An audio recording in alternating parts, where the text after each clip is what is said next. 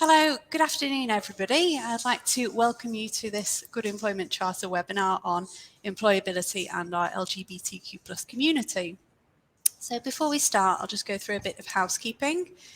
This webinar platform tends to work best on Chrome, so if you are currently on a different platform, I'd suggest you open Chrome browser and move to that instead. If you have any audio or visual issues, I would try refreshing the page because that tends to help. You can see on the right hand side of the screen we've got a question and answer tab, so please ask as many questions as you like. We'll be posting those to the speakers at the end. Please feel free to introduce yourselves to one another. The chat function is there and it's moderated. Just a reminder that these sessions are all going to be recorded and they'll be available on our website and on YouTube afterwards. We will also be preparing a blog on the issues raised in this webinar, which will be available on our website. Sorry, I must apologise. I'm in a workspace at the moment and there's a little bit of banging, so if you can hear that, please forgive me. So, first of all, I'd like to start by welcoming some of our new supporters to the Good Employment Charter webinar. It should be appearing on the slides shortly. So, it's fundamental to the foundation of good employment that we ensure equality in the workplace, and we're delighted that in Pride Month we've got such a distinguished panel to provide insight and advice on how the LGBTQ plus community can be fully integrated and supported into the workplace. So I'm absolutely delighted to present our speakers for today. We are joined by Carl Austin-Behan, OBEDL, who is the LGBTQ plus advisor to the Mayor of Manchester. We have Lucy Bradbury, who's the Sustainability Manager for AECOM and the Greater Manchester Co-Chair at Building Equality. And we have Mark Crossfield, who is the Technical Architect at Auto Trader and the LGBT Plus Network Co-Lead. So good employers who recognise diversity of experiences in the community, as well as the power dynamics that exist within it, have the best chance of developing a truly inclusive and productive culture. So we know that LGBTQ plus individuals haven't always reaped the rewards of inclusion efforts in the workplace, and we must all commit to reflecting and supporting underrepresented members of our community. So Carl, I'd like to start with you, please. So in your role as advisor to the Mayor, what are the key strategic issues that Greater Manchester employers should be thinking about in this area, and what are the priorities for action?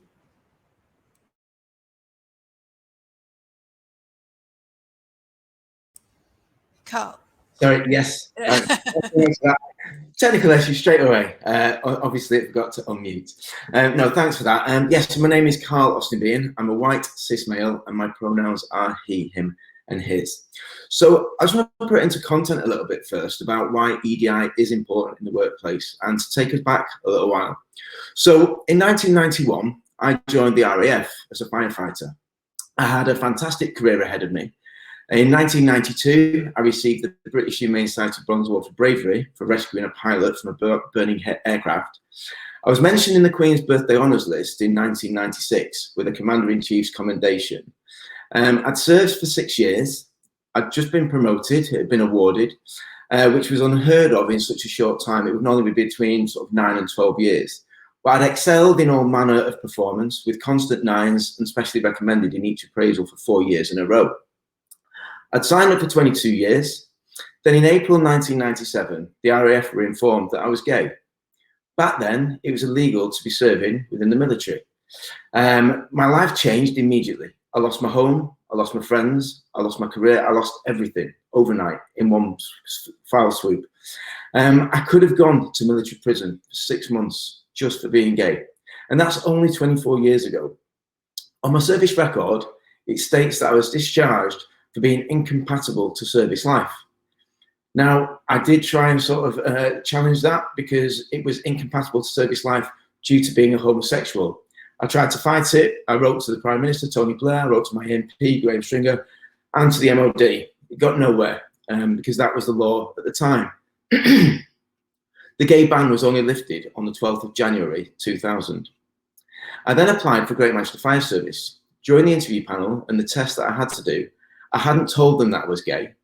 I was successful, and I only told them this once I'd received my contract.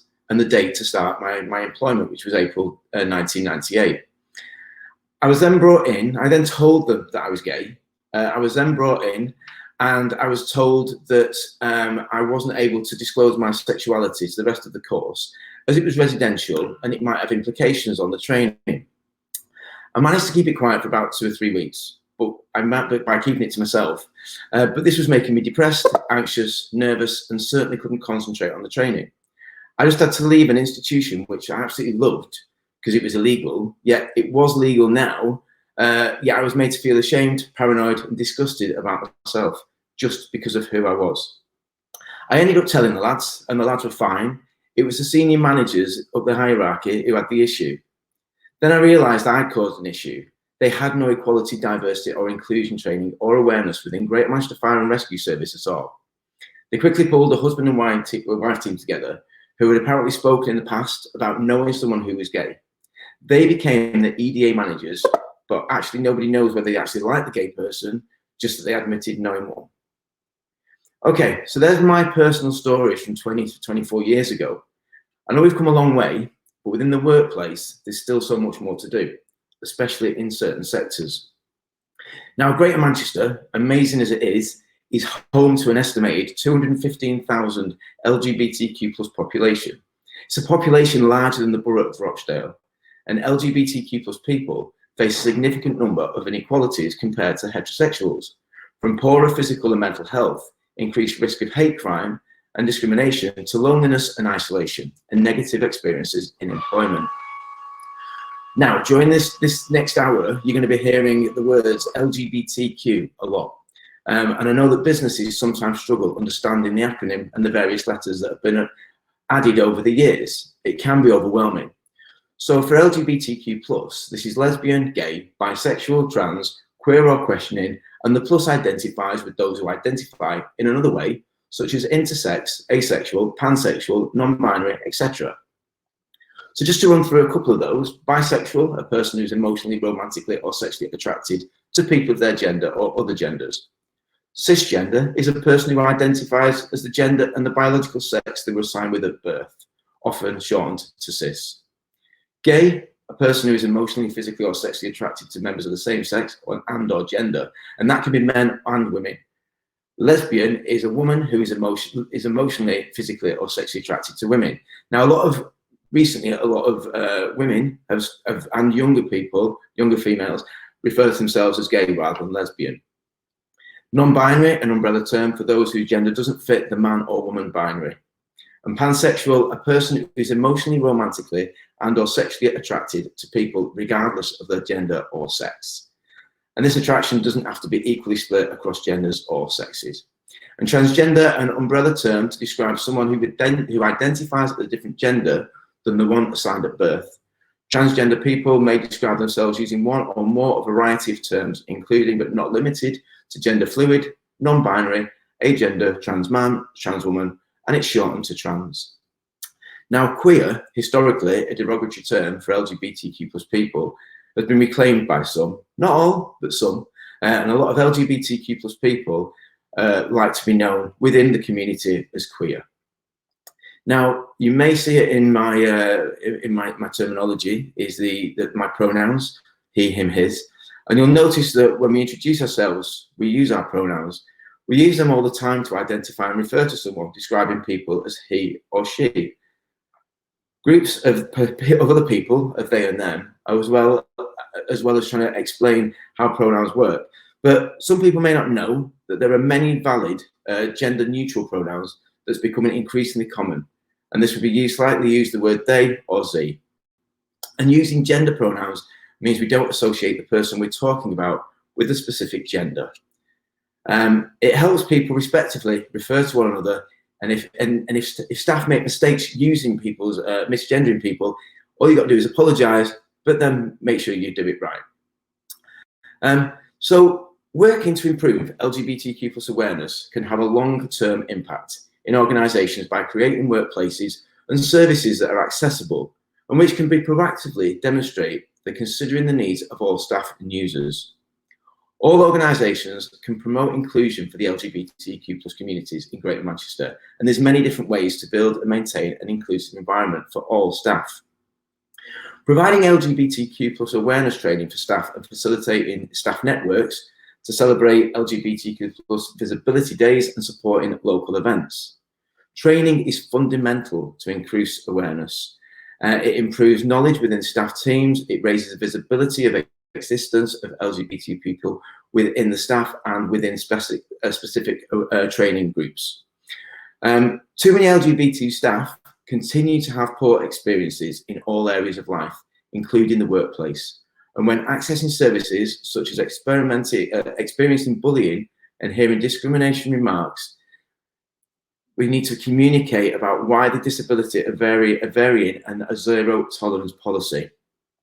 Actively celebrating LGBTQ plus awareness days, such as LGBT History Month, Pride Month, International Day Against Homophobia, Transphobia and Biphobia can help awareness. Now, I'm involved with various groups across Greater Manchester. We've got the Pro Manchester EDI group, we've got various staff networks, and this year we also had the Census 2021, and for the first time, there was questions about gender identity and sexual orientation. So it's important that we follow that through and we make sure that people are treated with respect. And this is why we need to make sure that right across Greater Manchester and within the workplaces, that everybody is treated with respect and treated as equal. I have a massive thing about when it comes to Pride Month, when people start rainbow washing, when they just put a rainbow on the logo. It has to be permanent visibility. So permanent visibility is permanent access. Permanent visibility is permanent visibility is permanent existence. Said that so many times today, and I just lost my words then. But it's really important, and there's various groups and organisations, whether you go through the Proud Trust, whether you go through the LGBT Foundation, whether you go through Stonewall for training, there's plenty of training out there, and it has to be done, and it has to be done correctly, and not also done just for having a tick box. You know, I hear a lot of people talk about they're on the Stonewall Equality Index. That's great, but as part of an employee, you need to know what actually that is about, and it's not just about being a tick box on a bit of paperwork. So that's why, for me, it's fundamental that we make sure that everyone who's LGBTQ plus has the same rights in the workplace as everybody else. That's lovely. Thanks very much for that, Carl. Just a reminder, if you have any questions at all for the speakers, please do feel free to put them in the chat box. We'll be answering those later on. So, Lucy, yourself and your colleagues in the construction sector have taken action together and formed Building Equality. So, can you tell us a little bit more about the initiative and the resources that you've developed, please? Thanks, Alexia. Hi, everyone. I'll do a quick introduction first. So Lucy Bradbury, my pronouns are she and her. I'm the Sustainability Manager for AECOM Europe, and I sponsor AECOM's LGBTQ plus employee resource group. I also co-chair Building Equality in Greater Manchester. So I thought I could do a quick intro into what Building Equality are all about, and then some of the events and resources we've got planned as well. So for anyone who's not heard of us before, Building Equality are an alliance of construction and engineering organisations. So that's consultants, engineers, developers, contractors, and institutions who are passionate about working together and harnessing our collective power to drive LGBTQ plus inclusion in our industries. One of kind of the things that I find really interesting and like best about Building Equality is, if I'm being honest, it's made up of organisations that I would usually consider competitors to AECOM, but in this case we kind of put that to one side and work together for the greater good to implement positive change. Our kind of overarching vision is to have an industry that's wholly welcoming, inclusive and supportive of LGBTQ plus individuals. I'm Manchester based, but we've got a presence across the UK with around 60 organisations nationally. We regularly participate in joint initiatives to support LGBTQ plus inclusion, and we've got recruitment firm Hayes as our executive sponsor as well. So what do we actually do? You may well have already seen us at some regional and industry events. So we bring the industry together to discuss key inclusion and diversity issues, trying to ensure that cross-industry collaboration. So it's not always construction engineering in the traditional sense. We also collaborate with law firms, insurance firms, construction finance companies, as well as a lot of our clients. And our events can be a real mix. So we've got a knowledge share webinar series, which you might have seen, where we cover a different topic every couple of months. So for example, I did one a while back on advancing gender diversity advocacy, and I've done interviews with Manchester organisations like Homes England, Jacobs, and the Institute of Civil Engineers. But we do lots of fun stuff as well that kind of goes on in the background. During lockdown, we celebrated Building Equality's 5th birthday online, and did bingo, happy hour, and a quiz. And we're a very kind of social and friendly group as well as trying to address some of the really serious issues that the industry faces. We do a lot of outreach days and public engagement, which you can imagine has been very interesting the last 18 months. We try to provide information to the general public on the construction industry and specifically highlight its accessibility to LGBTQ plus individuals. If you're based in Manchester, you might have already seen us stood in the city centre at Exchange Square with a giant rainbow JCB. And we encourage families and students to kind of come and talk to us and see what the industry is really like and try and dispel some of those old school myths. These days, thanks to the pandemic, it's less outreach days and more outreach online events, but we're really hoping to restart in-person events around August time. I have got everything crossed that we will be going to Manchester Pride at the end of August this year.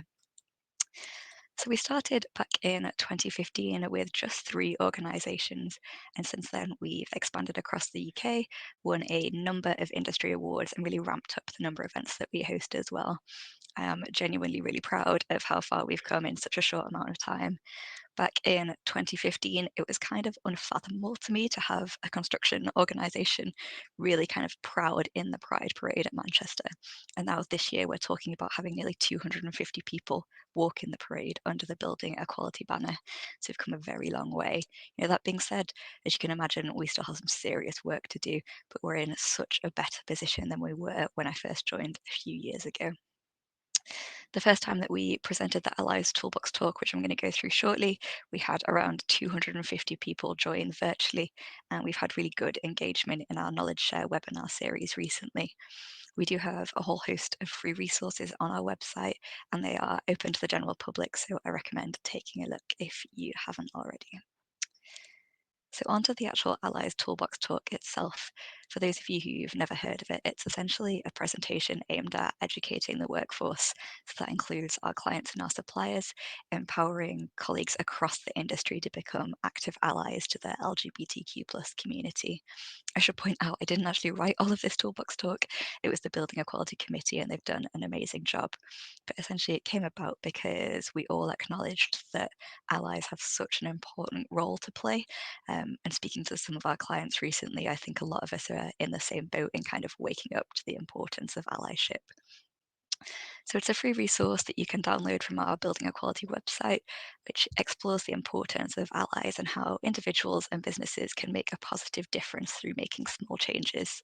It also explains some of the LGBTQ plus terminology that Carl went through before, and we're trying to kind of widen that understanding of the community, as well as some of their sort of day-to-day challenges that we still need to overcome. I'm not going to present the talk itself today because all in all, it would take about an hour. And I know Mark has lots of good stuff to talk about after me, but essentially the way we've designed it is so anybody can present it. So it's a PowerPoint presentation, and it comes with a pre-prepared script for every slide. And the idea is that you present as much or as little of that as you want. So it covers the 6 areas that you can see on the screen. But if you didn't have time to do all that, or you didn't want to go through all of that, you could say cover just sections 2 and 3. Delete everything else. And I think the presentation still works really well as a 20 or 30-minute briefing rather than doing a full hour.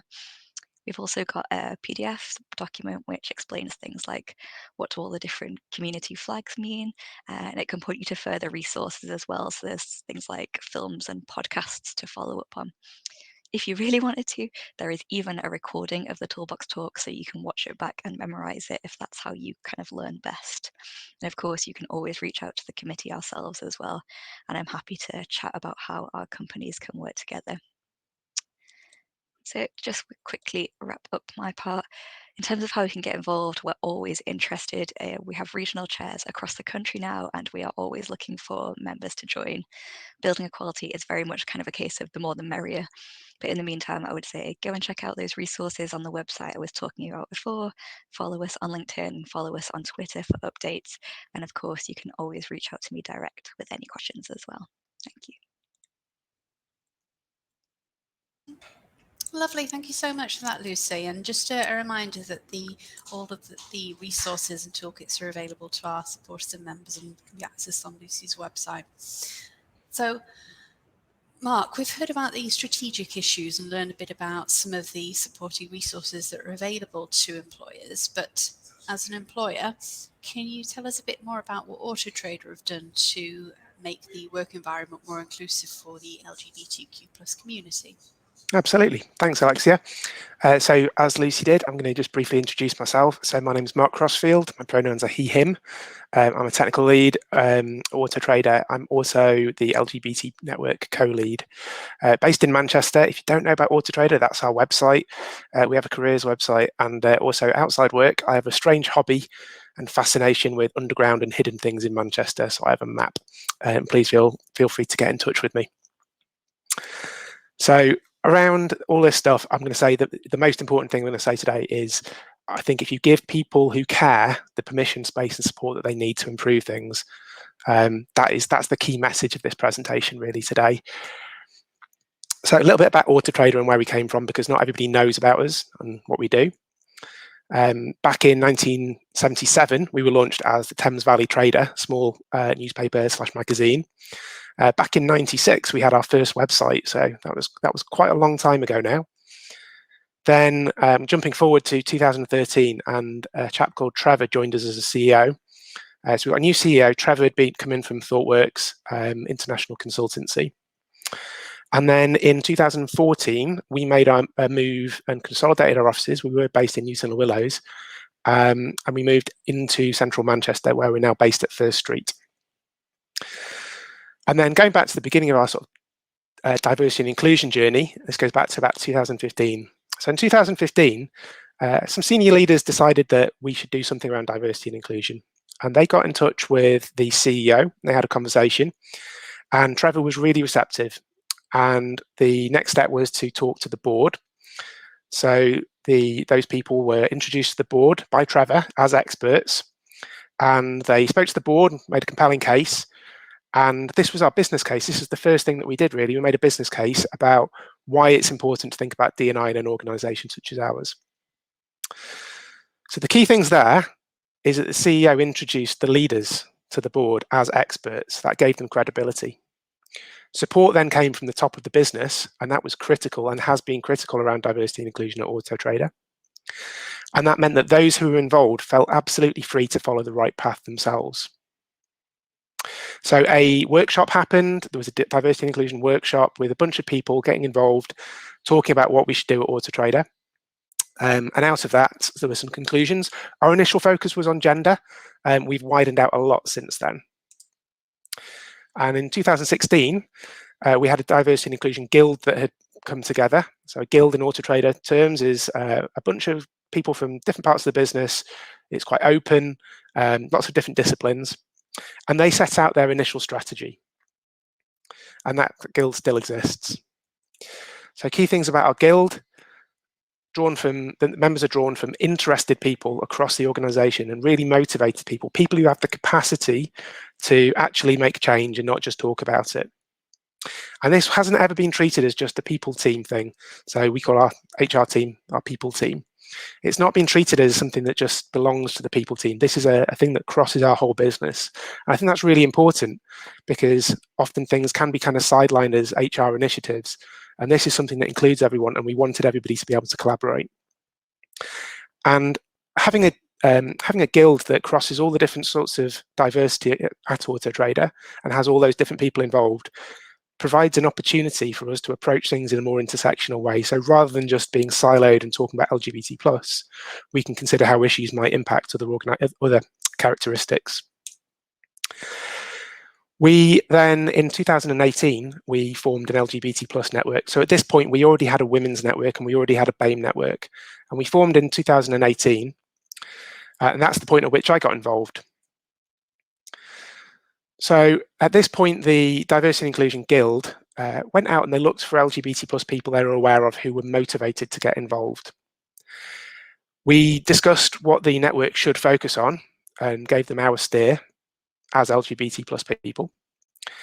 And we decided that it was really important for us to be internal first. We didn't want to go out with a big message and ignore our staff. So we decided we wanted to focus on how we could make sure that the experience at Auto Trader was correct before we started going out and talking about what we do.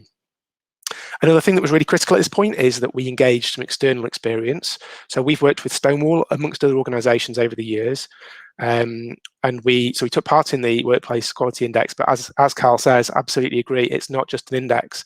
Actually, some of the feedback we get back from that is incredibly useful, and it's useful to have somebody who has experience in lots of different sectors to be able to kind of advise us on what we can do internally. And another key thing is that we've always been sponsored by a senior leader. So from the very beginning, our network was led by one of our operational leadership team, our senior leadership team. And to this day, we have a sponsor who's actually our COO. And that's really important because it lends credibility to the issue and helps us to recognise people's contributions. Now, a really critical thing about how we do this at Auto Trader is that we steer it from our people. It's not steered top down. So the number of ways we do this, we fill in a diversity profile in our people system, and then we use that data when we do employee check-in surveys, and that allows us to kind of cut the data and cut the responses in different ways, and we can drill in looking at various issues and various intersections of people. Another really important thing is that we do make mistakes. We've made plenty of mistakes, and we've also always felt really safe doing so. So we might have received criticism from people, but never from a leadership perspective. It's always from people in the organisation, and I think that's natural. I'd never led a network before we got involved in this, but those ideas and that criticism that come from our people have been channeled to provide the best results. And I'd say one of the best interactions we had was somebody talking to one of our members about how we weren't really doing enough around bi people and how it was a bit of a shambles. And this was done actually the day that they saw me putting up some posters about Bi Visibility Day. Unfortunately, that was a day after Bi Visibility Day, and that person was so motivated to complain and point out that we should be doing better that actually they're now a really, really active member of our network, and they help to facilitate things. And that's what I mean when I say you can channel these things.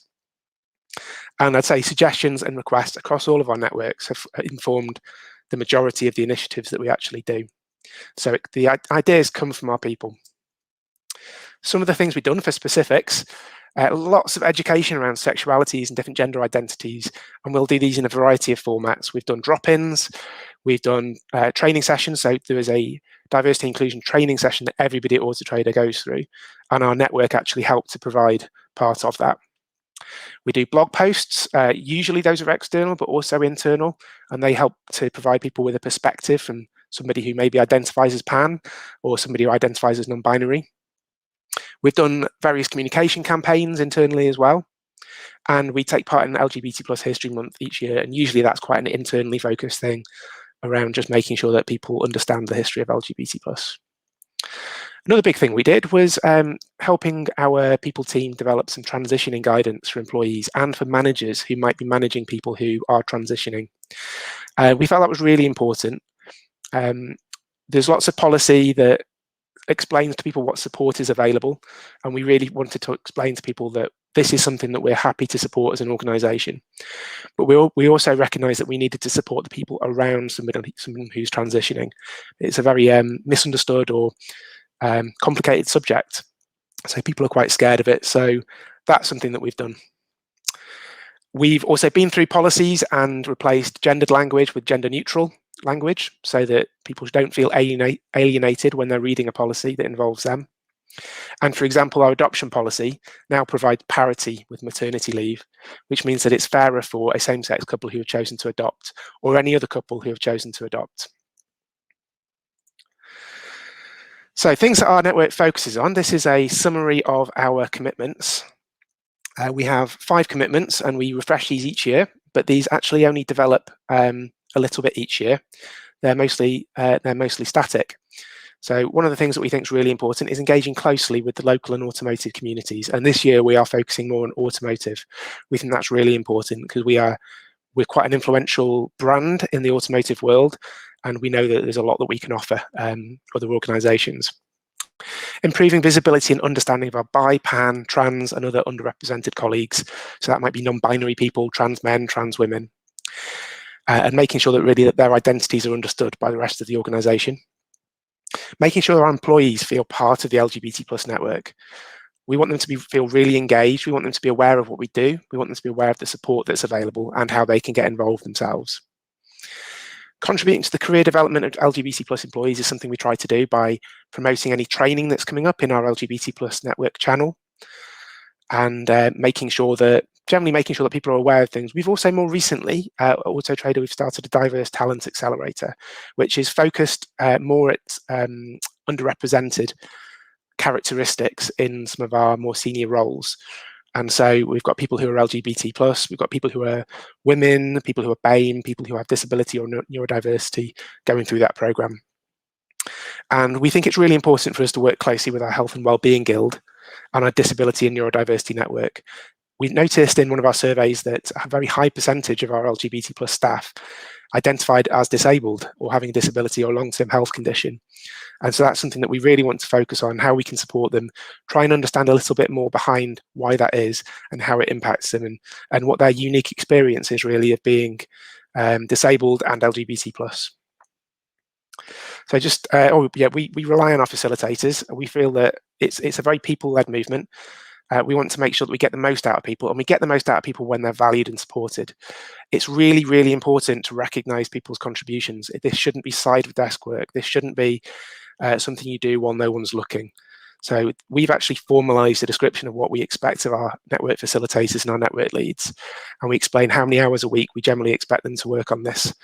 And we talk to their managers about this, because we think it's really important that people's managers recognise what that person's doing, and that it's not just a distraction from their day job. And we think that this is a unique opportunity really for people to lead work. So facilitators who might not normally get an opportunity to lead a project now get the opportunity to get involved in an initiative that they really care about. And it's, as I say, it's a unique way to provide opportunities for leadership to actually what is a really diverse bunch of people, which automatically should help your organisation have a more diverse leadership team. So in summary, support from the top should allow you to build a strategy with your people. The strategy should not be top down. Go wide, engage with people who care enough to complain, and get them to lead initiatives. Use data from whatever people system you have to look for areas that you should focus on, and really don't be afraid to make mistakes. It'll happen, and you can sometimes turn them into successes. And that's me again. Lovely, thanks very much, Mark. And just a reminder again that if you have any questions or answers, please put them in the chat.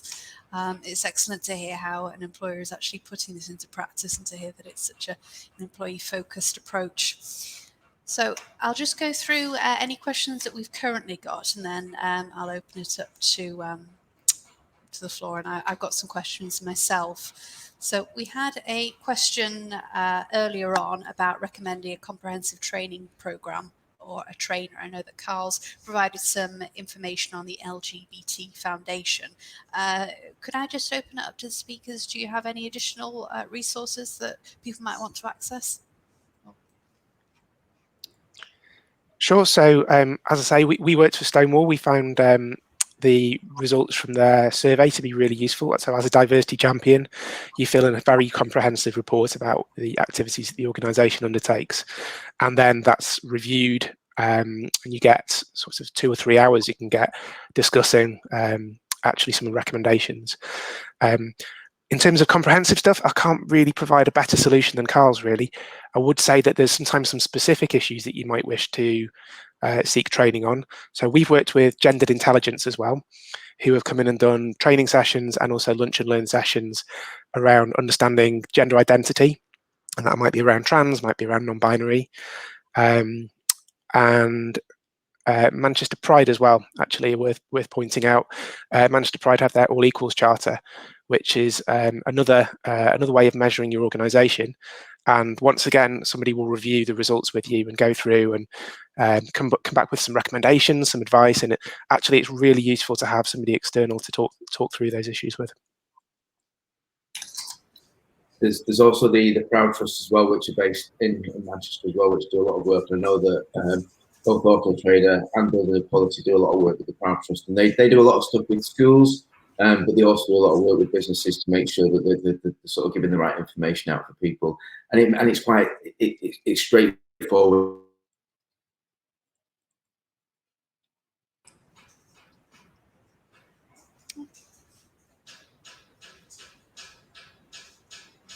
Frozen. Oh, I didn't know if it was my internet or yeah. No, I think Carl's frozen. Proud Trust is a great shout, actually. Yeah. They've recently launched an online portal with some really well-designed resources that are mostly aimed at people who are maybe supporting or working with children, and also aimed at children, youth in general. So that's definitely another one to check out. Oh, excellent, fantastic. Right, so I've got one or two questions actually. So. First one, so most progressive employers, they'll be open to engaging with this agenda, but they might perhaps be put off by getting the language wrong and maybe back off in fear of offending someone. So do you have any advice for employers on this? Is it vital that they get the language right, for example?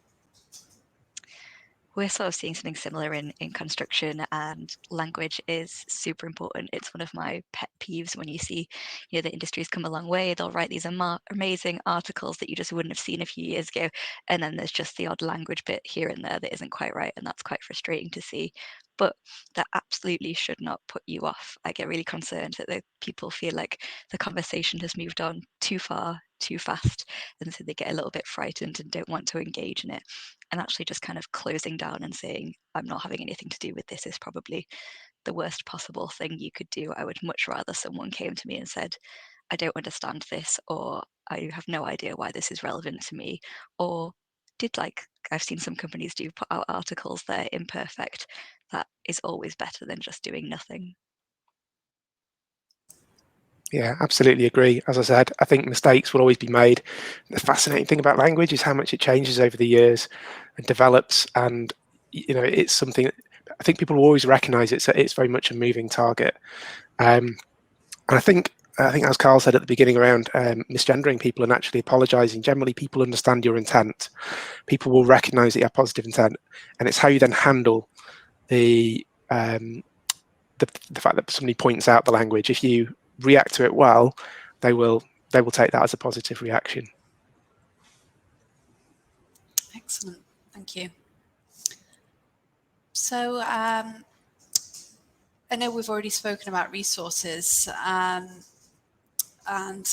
things that employers can use to educate themselves. Is there anything more that we should be saying on that, or I think we've covered that now, haven't we?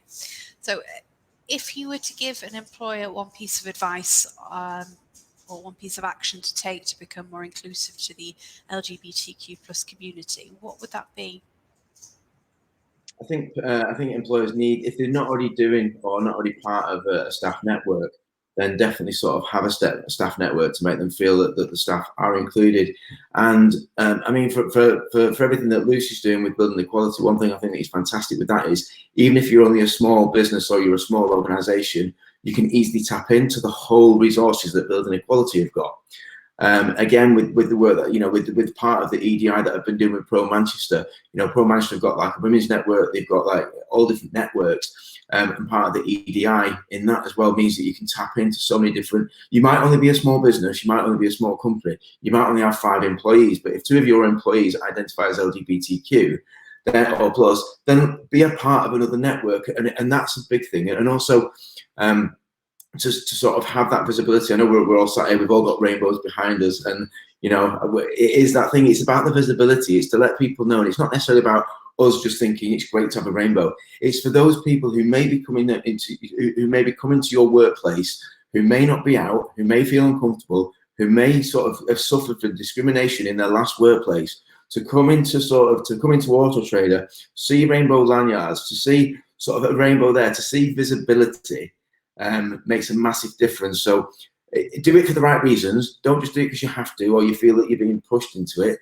Do it because you want to. Do it because it's right. Do it because you're only going to get the best out of anybody if they can bring their true selves to work. Yeah, spot on. I think that's exactly the advice I'd give. Start small. Don't feel like you have to kind of crack it all in one go, but equally you don't have to reinvent the wheel. This call is proof that there is so much good resource out there to help you now.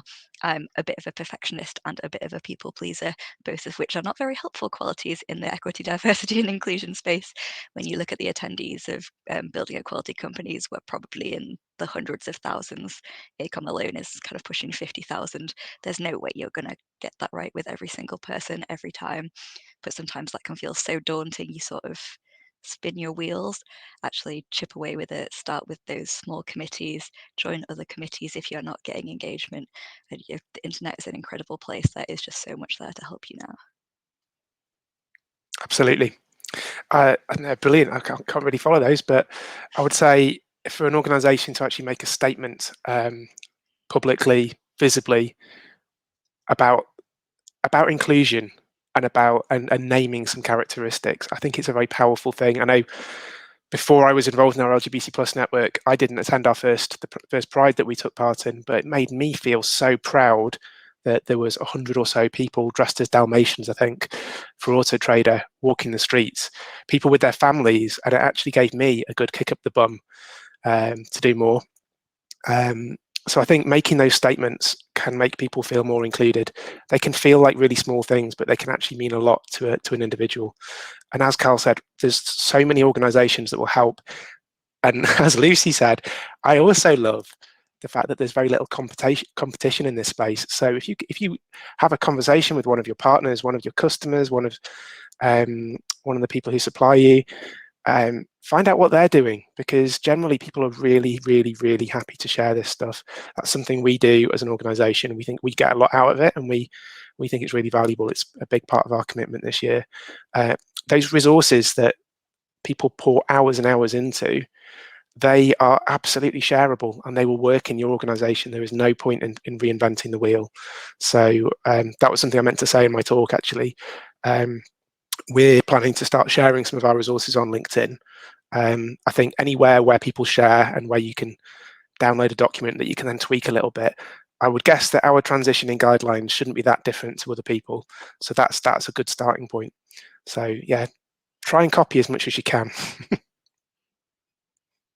Yeah, and I'll push that, because the amount of times that I send people to build inequality with that toolkit, because I was there on when you did the launch of that, and I just think it's an amazing toolkit, especially when you're thinking about the construction industry and you're thinking about the typical workers within that industry. I think it speaks volumes, the fact that they've done so much work in that field. And Mark, you're right. I was Lord Mayor the year when they did the 101 Dalmatians, and I gave a special award for that, because the only reason why they had 101 Dalmatians was because over 100 people volunteered to be part of the first Pride Parade, and they didn't know what to do. So it was a case of, right, we're going to come up with that, and it worked brilliantly, and everybody wanted to be a part of it, didn't they? Yeah, absolutely. It's always surprised me how many people want to be involved in Pride, and it's turned into a really lovely family event where people, and I'm also hoping that it goes ahead this year and we're able to attend physically and represent again. Yeah, my first one was 2019, I think, when there was the space theme. And we turned up at a warehouse at 7 a.m. to get ready. 200 builders dressed as aliens was probably the most surreal moment of my life. As aliens with hard hats, I should add as well. That was a nice touch. But that stuff is just amazing to see now, and kind of testament to how far we've come as well. I won't mention how far back my first Pride was. Gosh, lovely. Thank you. I don't think we have any more questions in the chat function. So I'd just like to thank our speakers once more. I think we've all learned a huge amount today. And this webinar is going to be available on YouTube and our website, and we'll send out the link as well. It's a reminder that the Good Employment Charter podcast is also available on our website. We've had a number of prominent speakers feature on the podcast, as you can see from the slide on the screen. So that wraps up the webinar for today. We have another one scheduled for the 22nd of July, so I do hope you'll be able to join us. But thank you once again for your speakers for attending today. It's been a fantastic webinar, and wish you all a pleasant afternoon. Thank you. Thanks, everyone.